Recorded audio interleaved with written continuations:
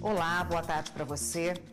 Dentro de 60 dias, presas provisórias gestantes com filhos de até 12 anos ou mães de pessoas com deficiência poderão ser beneficiadas com a prisão domiciliar. A decisão é da segunda turma do Supremo Tribunal Federal, que acolheu o pedido de habeas corpus coletivo. Celas superlotadas, ambientes insalubres, risco de contrair infecções e doenças e espaços físicos inapropriados ou inexistentes em penitenciárias femininas. Esses foram alguns dos argumentos utilizados para defender na segunda turma do STF o habeas corpus coletivo proposto pela Defensoria Pública da União, que busca garantir prisão domiciliar às mulheres grávidas e mães de crianças de até 12 anos presas, conforme previsto no Código de Processo Penal.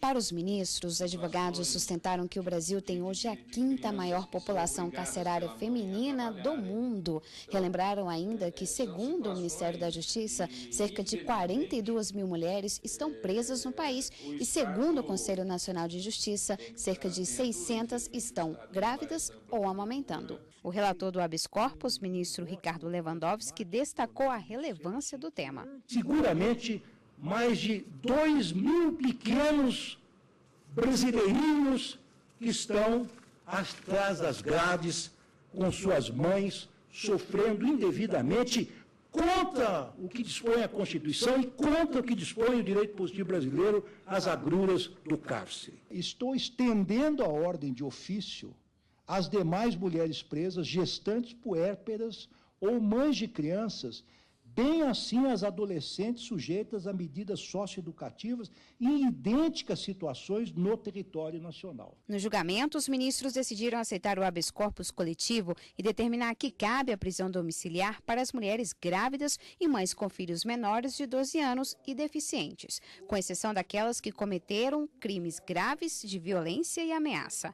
A decisão só vale para aquelas presas que forem listadas pelo Departamento Penitenciário do Ministério da Justiça na ação. Este processo trata de um gravíssimo drama humano, pois concerne aos filhos do cárcere que nascem sob o signo da servidão penal e vivem e crescem nos domínios sombrios do sistema penitenciário brasileiro, vítimas da iniquidade, da opressão, do descaso, do tratamento ultrajante e da indiferença do poder público. E a segunda turma também decidiu enviar ao plenário do STF 2 habeas corpus que tratam da constitucionalidade da execução provisória de condenações após o fim dos recursos em segunda instância.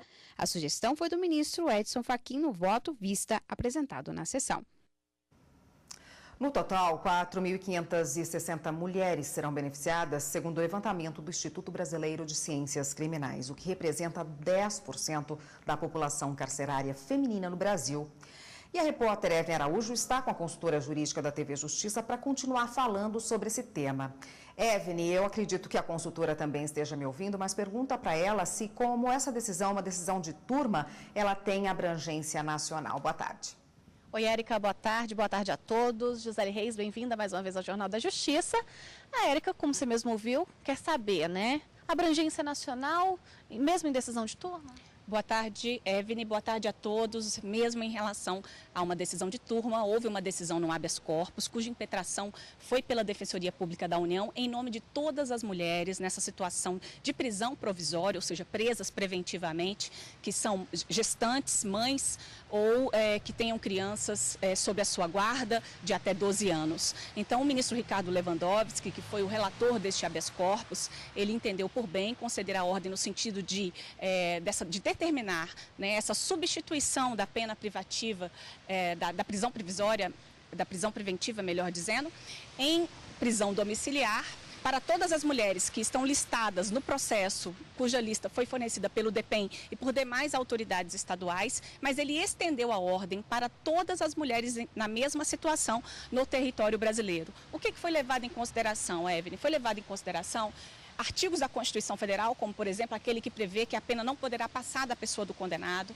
Foi levado em consideração o artigo da Constituição também que trata do direito da criança e do adolescente, em que a família, a sociedade e o Estado, eles são responsáveis para assegurar os direitos previstos às crianças e aos adolescentes, e até mesmo o Estatuto da Infância, que alterou recentemente, em 2016, o Código de Processo Penal, permitindo exatamente essa substituição da prisão preventiva por prisão domiciliar na hipótese de mães gestantes e de mães de crianças de até 12 anos. Houve ainda a inclusão daquelas mães que tenham crianças portadoras de deficiências. Essa decisão, Evelyn, ela na verdade não atingirá mães que cometeram crimes graves, tanto grave ameaça ou com violência, nem mães que cometeram crimes contra os seus próprios descendentes. De toda forma, a orientação que foi dada, inclusive os tribunais devem cumprir essa decisão dentro de 60 dias, é uma decisão que deve ter cumprimento imediato.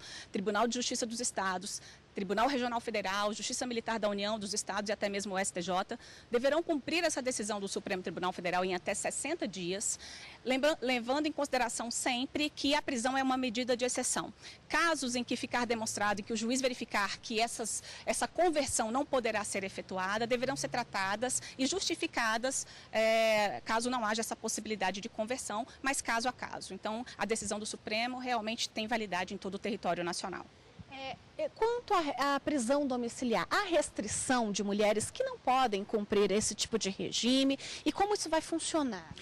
O que o ministro Ricardo Lewandowski acabou no voto dele dizendo é que essa prisão domiciliar não impede que medidas cautelares diversas da prisão previstas no Código de Processo Penal, no artigo 319, possam ser implementadas. Quais seriam essas medidas que poderiam ser implementadas? O próprio monitoramento eletrônico, a impossibilidade daquela pessoa que está respondendo ao processo, daquela mãe, de se ausentar da comarca em que ela responde o processo. Pode haver uma restrição no sentido de que ela não pode frequentar determinados lugares ou se recolher no período noturno. Então, algumas medidas diversas da prisão, previstas no artigo 319, ainda poderão ser implementadas, mas a grande direção que foi traçada, definida pelo Supremo Tribunal Federal, é no sentido de que mães presas provisoriamente devem ter o direito de, ao invés de cumprirem uma prisão preventiva, dessa prisão preventiva ser convertida numa prisão domiciliar. Ótimo, muito obrigada, Gisele.